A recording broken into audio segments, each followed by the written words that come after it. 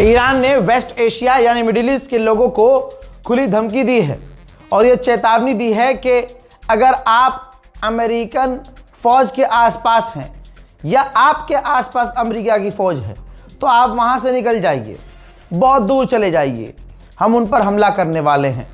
Report के मुताबिक Iran अब खतरनाक और बड़े हमले करने की तैयारी में है।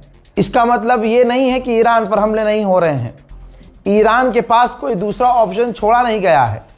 ईरान पर इतने बड़े हमले किए गए हैं कि जब ईरान पर बमबारी होती है तो ज़मीन ऐसा लगता है कि ज़लज़ला आ रहा है, इस तरह से कांपती है।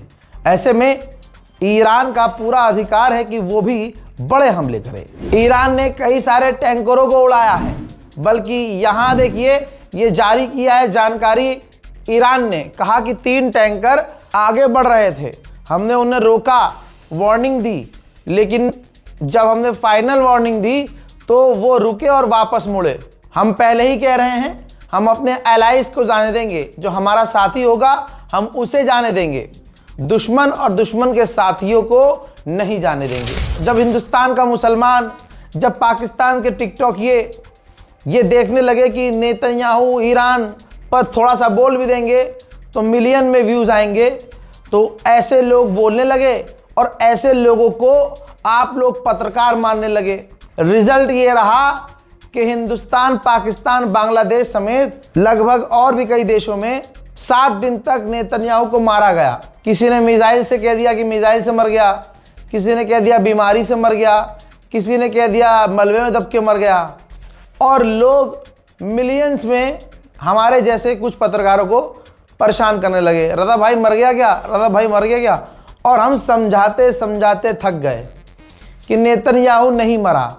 और यकीन जानिए जब ये मैं कहता था कि नेतन्याहू नहीं मरा तो आवाम मुझसे चिढ़ जाती थी कि अरे यार ये झूठी बोल दो ना, मर गया। देखिए ऐसे पत्रकारिता नहीं होती है, चीज़ों को समझना चाहिए होता है। समझाता रहा मैं, नहीं। अब आवाम देखिए कि उन लोगों को कुछ नहीं कह रही है कि भाई तुम तो कह रहे थे नेतन्याहू मर गया, और जबकि उस वक्त एक स्टेटमेंट मैंने दिया था कि मरा नहीं है, उसका मरना भी आसान नहीं है क्योंकि वो बिल में छुपा हुआ है।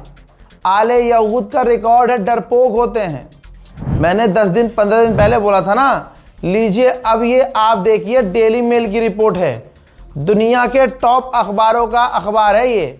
इसने लिखा है कि नेतन्याहू सीक्रेट बंकर में है 48 घंटे से। जी हाँ, 48 घंटे से सीक्रेट। और ये भी इसने रिपोर्ट में भी गलत लिखा है, मैं आपको बता रहा हूं 48 घंटे से नहीं, नेतन्याहू पिछले कई दिनों से खतरनाक बंकर में है, डीप बंकर। नेतन्याहू और ऑफिशियल के लिए तो अलग लेवल के बंकर बनाए गए हैं इजराइल में, जहां बंकर ब्रस्टर बम नहीं पहुंच सकते, लेकिन इंशाअल्लाह अल्लाह ने चाहा तो पहुंचेंगे। ईरान ने जब देखा कि सब हमारे खिलाफ ही अराइपना कर रहे हैं तो ईरान ने स्ट्रेट ऑफ हॉर्मुज के सिक्योरिटी को टाइट कर दिया है।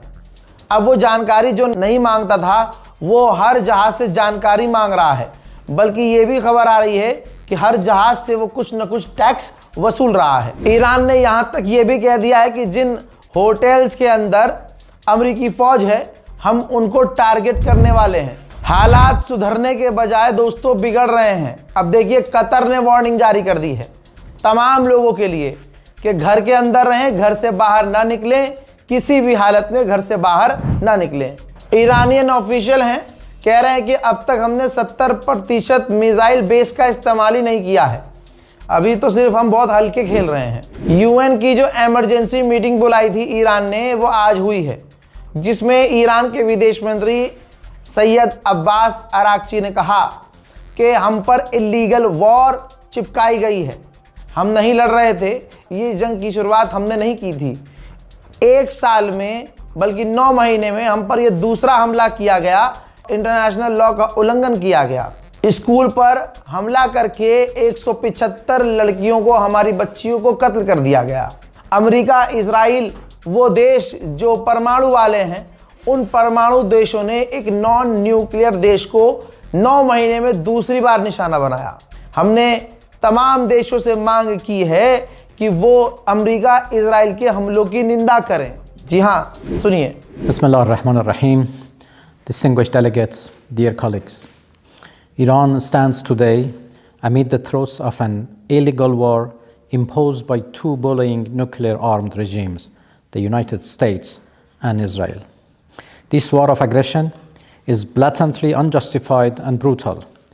They initiated this aggression on 28 February, while Iran and the United States were engaged in a diplomatic process to resolve Americans' alleged concerns over Iran's nuclear program. मोहतरम हज़रात, फिलहाल के इस update में इतना ही। शेयर कीजिए इस वीडियो को। जय हिंद।